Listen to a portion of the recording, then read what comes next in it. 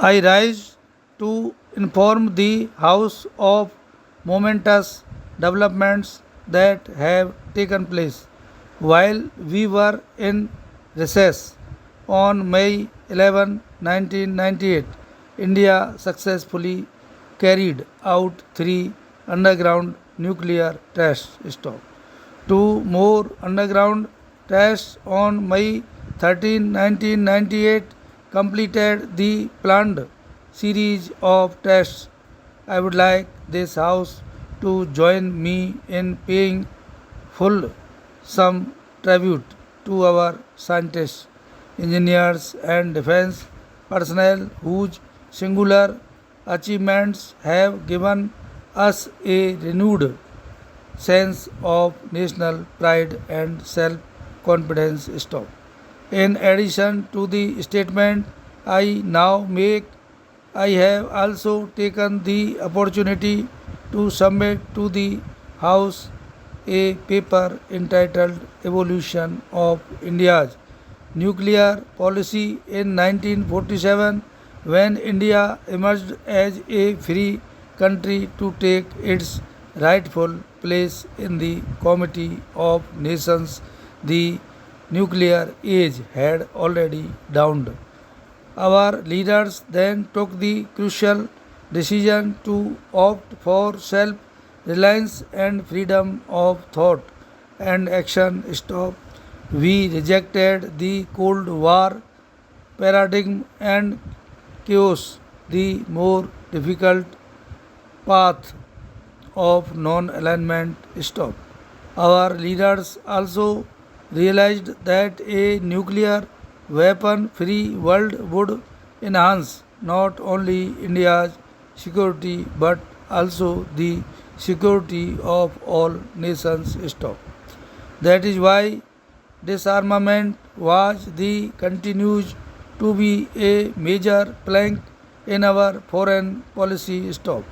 During the 50s, India took the lead in calling for an end to all nuclear weapon testing. Stop. Addressing the Lok Sabha on April 2, 1954, Pandit Jawaharlal Nehru, to whose memory we pay homage today, stated nuclear, chemical, and biological energy and power should not be used to forge weapons of mass destruction. Stop. He called for negotiations for prohibition and elimination of nuclear weapons, and in the interim, a standstill agreement to halt nuclear testing. Stop. This call was not headed in 1965 along with a small group of non-aligned countries. India put forward the idea of an international non-proliferation agreement under which the nuclear weapon states would agree to give up their arsenals provided other countries refrained from developing or acquiring such weapons. Stop. This balance of rights and obligations was not accepted. Stop. In the 60s, our security concerns deepened. The country sought security guarantees, but the countries we turned to were unable to extend to us. Stop. As a result, we made it clear that we shall not sign that. Now. Stop. Para. The Lok Sabha debated the issue.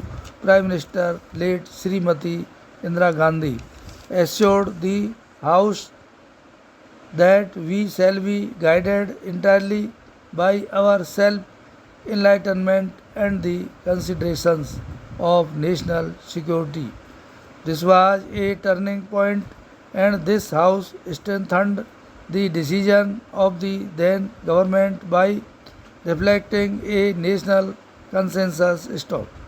Our decision not to sign the NPT was in keeping with our basic objectives in 1974 We demonstrated our nuclear capability. Stop successive governments thereafter have taken all necessary steps in keeping with that resolve and national will to safeguard India's nuclear option. Stop.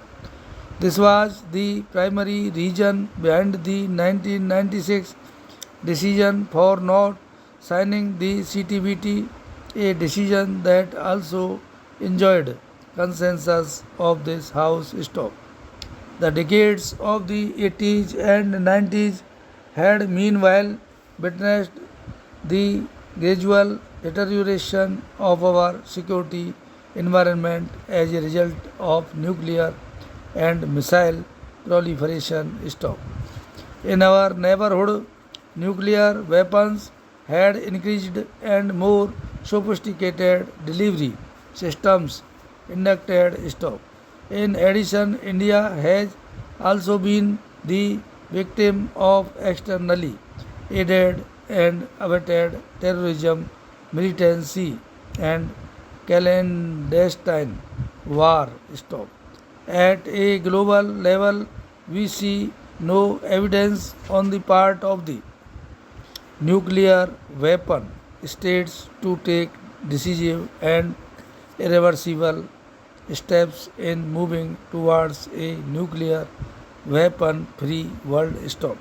Instead, we have seen that the NPT has been extended indefinitely and unconditionally, perpetuating the existence of nuclear weapons in the hands of the five countries.